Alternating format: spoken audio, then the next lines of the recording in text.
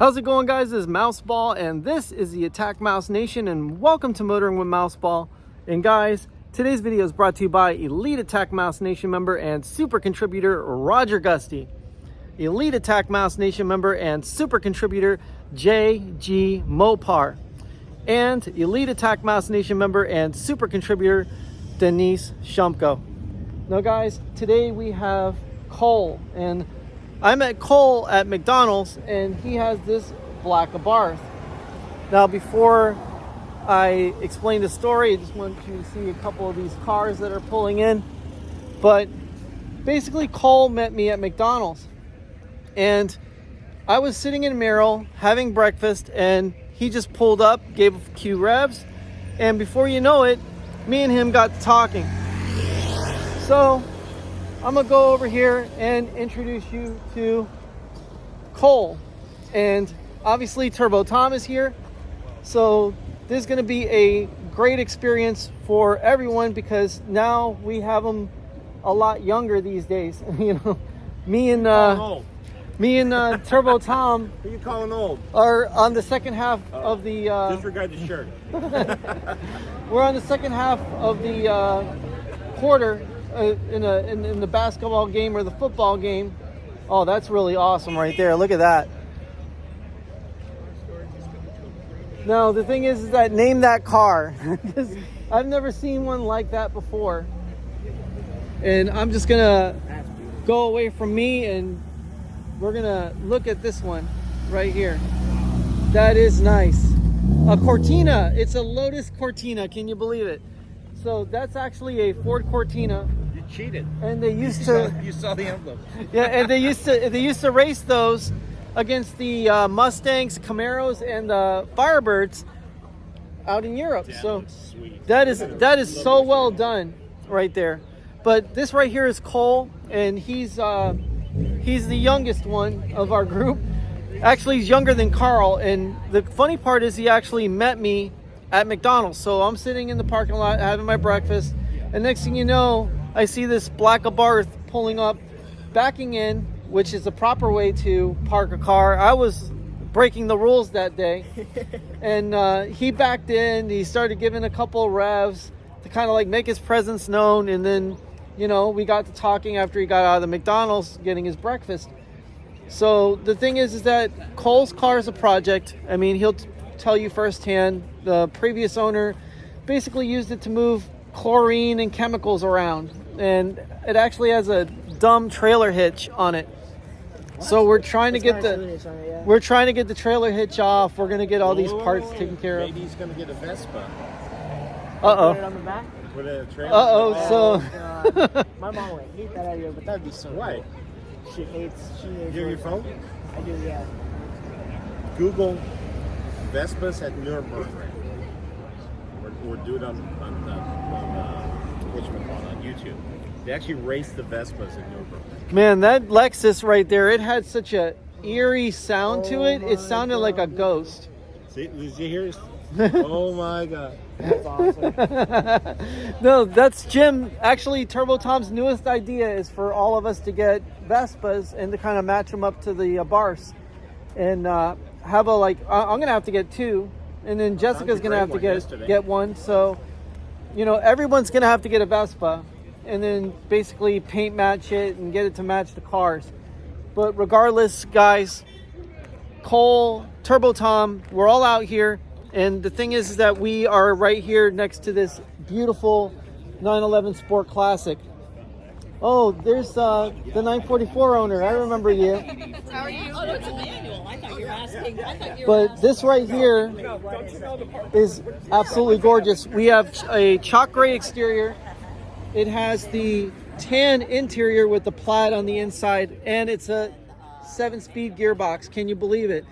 We got the Carrera ducktail, and it's got the Porsche Heritage badge on it. So, I mean, this car is absolutely stunning, and it's a very, very expensive car. I mean, this is not a cheap car by no stretch of the imagination. It's got 2-piece brakes, 6-piston, 4-piston combination with 16-inch rotors in the front, all carbon ceramic. So, I mean, this thing is really, really amazing. And you've got the center lock wheels. I mean, how many cars that run on the street actually have center lock wheels? Going to Amelia? I'm gonna go to work. Okay. Why didn't you buy a newer one? Gorgeous, absolutely gorgeous.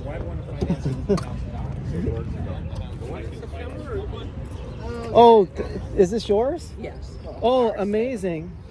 No, thank you for opening the door.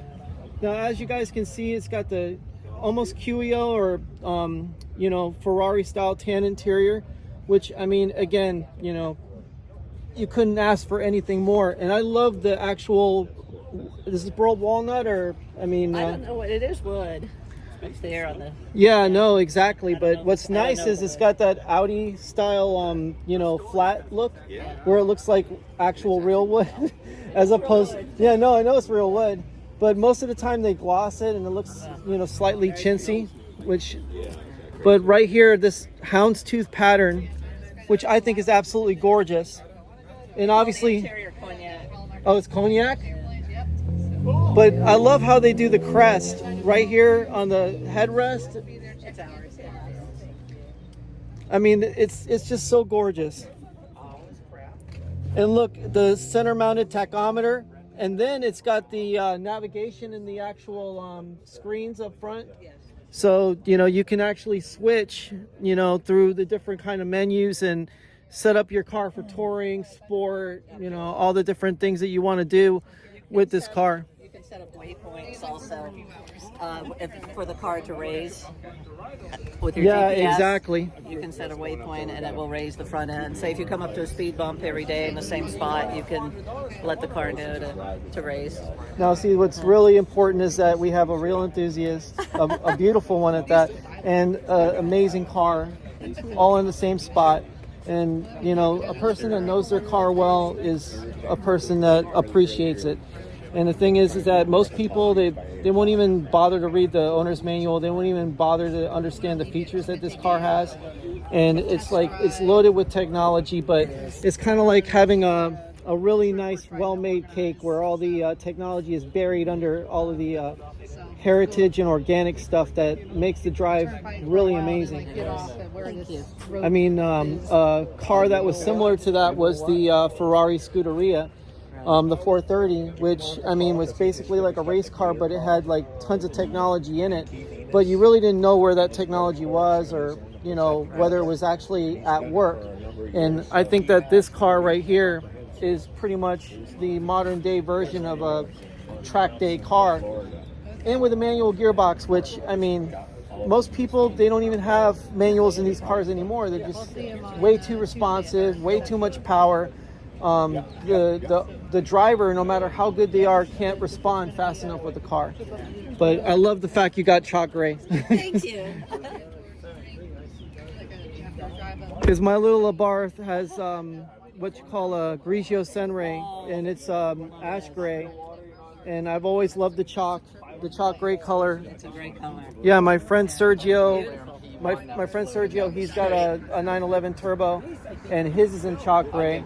And he actually bought the color because he liked my Abarth. So I just think that this is a perfect color, a great heritage color, and it's got Michael Jordan's number on the side. You can select your number. Yeah. So. 199. But yeah, number 23. So I mean, it's perfect. This is the number of the car in the 70s, the Porsche, the one Le Mans. Yeah, exactly. And it's a 20. Oh my God. My daughter's Now the only Ours is 23's kind of our number. now, what you guys got to do is you guys got to get a second one and then paint it like the Pink Pig. Have you ever heard of the Pink Pig? There's a Le Mans car. There was a prototype, and they called it the Pink Pig. And it actually won Le Mans several times. I think they banned the poor car because it was so successful. But yeah, it actually, I believe it beat the GT40 at one point at Le Mans. So, I mean, obviously, guys, in the comments, correct me if I'm wrong, but everyone knows what the Pink Pig is. It's an amazing car. I think it was a flat 12. Flat 12, and it had the center mounted fan on the very top. It just looked amazing.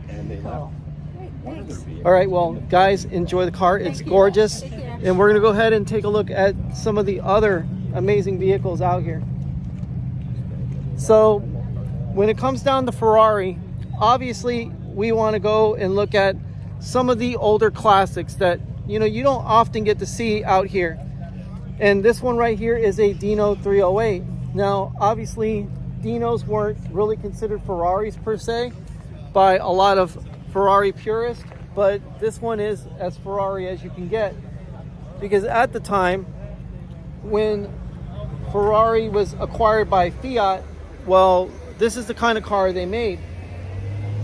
And believe it or not, I think this is a Bertone designed Ferrari. And right here, as you can see, Dino 308 GT4. And it's just an absolutely stunning car. I mean, as you can see, the pedal box is moved all the way over to the side. And this was kind of an odd thing for a lot of people.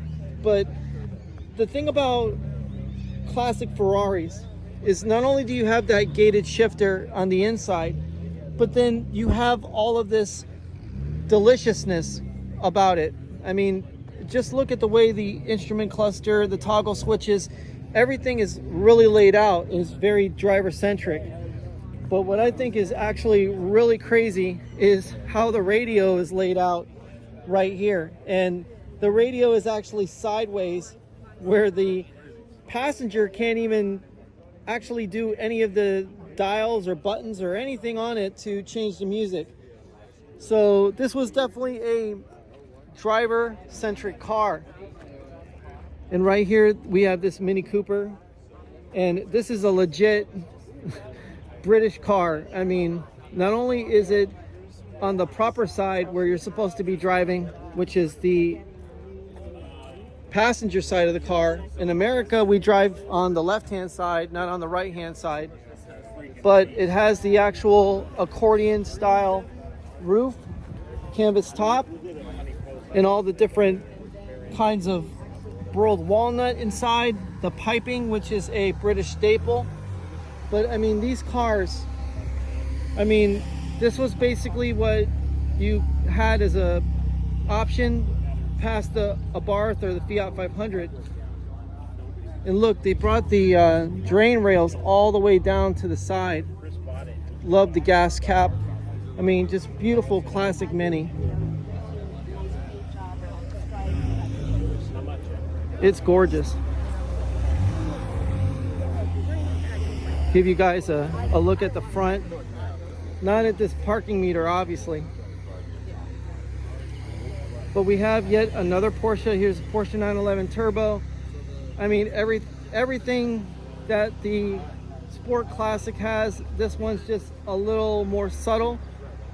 You got your Audi R8, and then obviously the Alfa Romeo, and then this BMW Isetta. I mean, for those of you who remember the Isetta was in, you know, the show that had Urkel in it, and Urkel would drive this car, and this was what you called a bubble car, which back in the day they built these cars for city driving, for, you know, parking in very small tight spaces. I mean, these were very useful in you know, high traffic metropolitan areas. I mean, it's amazing the kinds of stuff that they used to build back in the day. Wow, I mean, this car is absolutely gorgeous. Look at this interior. We're gonna go ahead and we're gonna take a look at the interior on this Triumph. And I mean, all these beautiful British cars, but I love the blue interior on this car. It's gorgeous. And I mean, see, everything is, you know, it's not automatic, it's all manual, you know, manual switches, manual gearbox. You know, you push a button, you know where the radio's going, you know where everything is at. It's not some touch screen where you have to worry about going through 15 different menus to figure out exactly what you want to get. And then this thing right here, wow. This is a Lotus Cortina, and look at the engine on this car. Unbelievable. Wow, wow, wow, wow. This thing has got to be a lot of fun to drive. And it actually looks like a modern Ford engine in here. Could be from a Focus, could be from a Fiesta. I'm not exactly sure, but they've done a good job of actually hiding its origins, that's for sure. But all the gauges are carbon fiber. Those are slightly modern, but they're still mechanical. And I mean, it's got bolstered seats. That's really nice. They still kept the vintage feel, but they added a little bit of the modern touch to it. And then you have this two-tone look where they actually took this line and it almost looks like a brushed aluminum on the side. It's really beautifully done.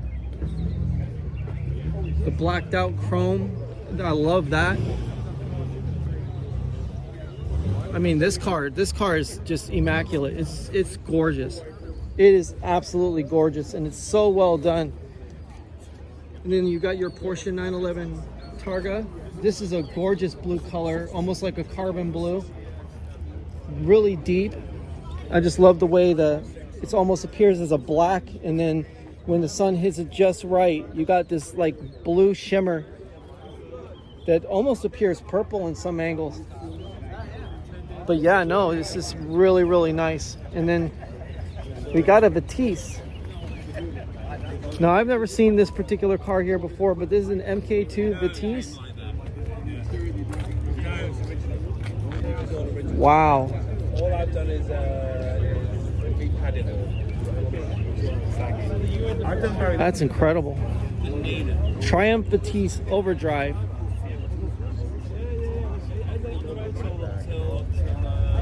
These are cars I've never seen before. But guys, I'll get back to you in a little with more footage of Fuel Fed Fort Lauderdale, which is turning out to be a pretty big show.